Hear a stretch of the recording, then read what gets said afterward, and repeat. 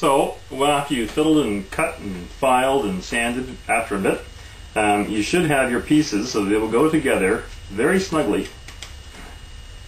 I mean, they should hold together well and be firm, that sort of thing. And you got a good strong cross there. Not only that, they should fit on the guitar. You should find if you put them in here and really get that all in there, everything should lock against the ends of the other braces and against the bridge patch perfectly. And the remaining braces are all arched.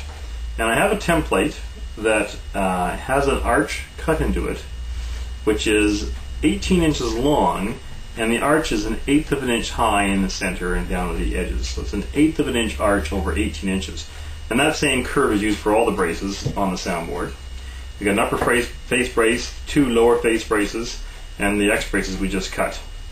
And all we do with that is we take our brace. Now this is one of the X brace halves, and we know this is the top. So I'm going to mark the bottom and lay it out on there so that it's flush in the center, and there's a gap, and the gap is relatively even at both ends.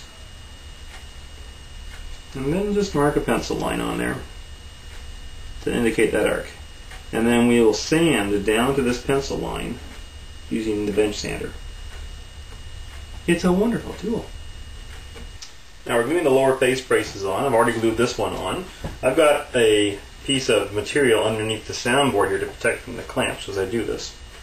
And I've trimmed these to roughly the length of how they're going to be.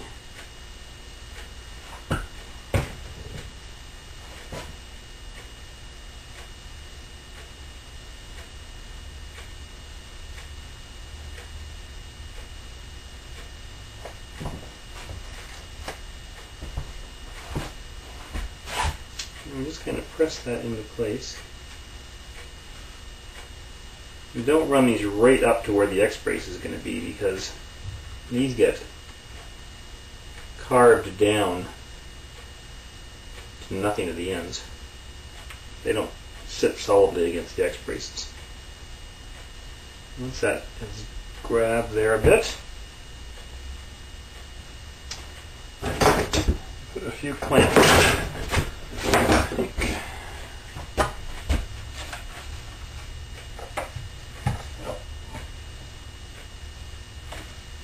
Now on that end, will that reach in there? No.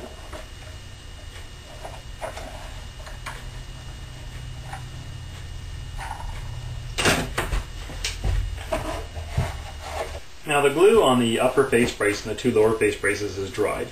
And I've taken my chisel on the lower face braces and made them into the pyramid shape just like I did with the rest of the braces. The difference is the peak on these pyramids is about 1/3 the distance rather than in the middle of the distance of each brace.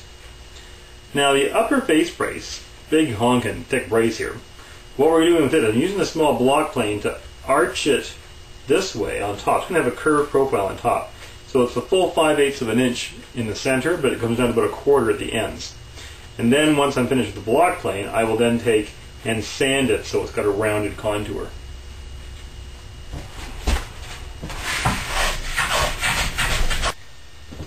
Well, that's the second arm of the X brace glued across there.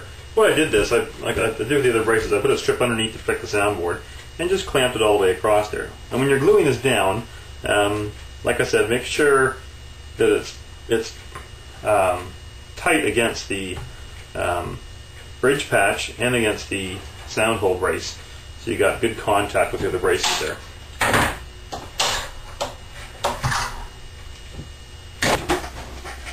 Now I've used my block plane to put an arch, a gentle arch on these 2 X braces, all the way to 1/8 of an inch high at these long ends and a 3/16 of an inch at these short ends.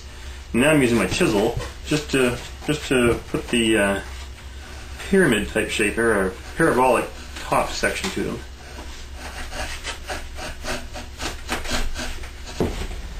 Now I've finished sanding the cross braces, and everything is sanded down to 220 now.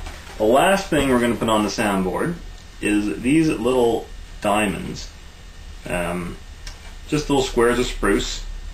And they just reinforce the center seam in these three locations where there's a bit of a gap between anything else being there. You want to make sure when you make these that the grain runs this direction, so it's going across the joint. And you don't actually even need to clamp these things. Just put a little dab of glue on them.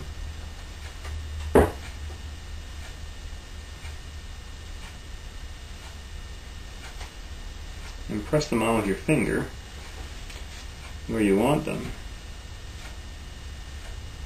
And just hold that there for maybe 30 seconds or so until it starts to grab.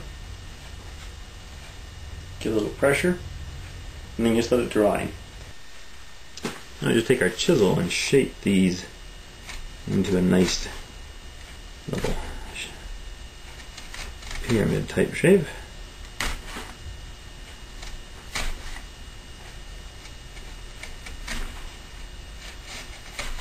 And then we'll just sand them off.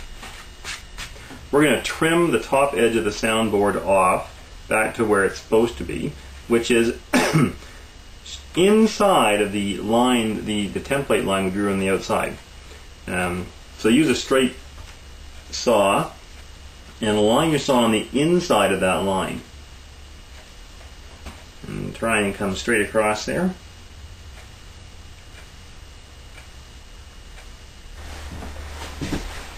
Now the peel block in the guitar that the neck's going to attach to has to be 2 by 2.5 by about 3.5, and I don't have to have a single chunk of wood lying around that size, so I make one up. This is actually pieces of cherry that I've put together the right dimensions, and I'm gluing them up into a solid block, which we'll later use for that piece. Now I've taken those stacked cherry that I put together to make this block out of, the heel block, and trued up the sides of it again, get rid of the glue and stuff. Now, since in doing that, it inevitably can come out a square bit, but I've picked a square. This is going to be the bottom, because that's a square with a side, and it's a little too high for the height of the guitar, and we're going to trim it off. But the back of the guitar is angled, it's sloped up here toward where the neck joins. So what I've done is I've decided which faces are going to go where, and this is going to sit on the soundboard right here. I want this face to be the inside of the guitar and this one on the outside of the guitar. So it's sloping down towards the front. And what I've done here is I have measured right here at the edge of the guitar. This is 3 1/8 inches up. So I measured 3 1/8, and the back I've measured 3 1/4, and then join those with a line. Now, when we go to clamp this on here, we're gonna cut that top off, and we're gonna go clamp it on here. Of course, it's not gonna have a flat top. So when you cut this piece off, if you do it on a table saw or something, keep this piece that's left over, because you can put it on top of here and use it to clamp. Once you've done a few of these, you'll have a few of these pieces lying around. You won't have to keep it anymore, and you can sand it off on the bench sander if you want to do it that way. But the thing is that the 3 1/8 inches here is fairly accurate, so don't use something like a bandsaw unless you're going to stay well outside the line and then sand it down to it's straight, because you don't want to go any narrower than that, or you end up with a guitar body that's too narrow.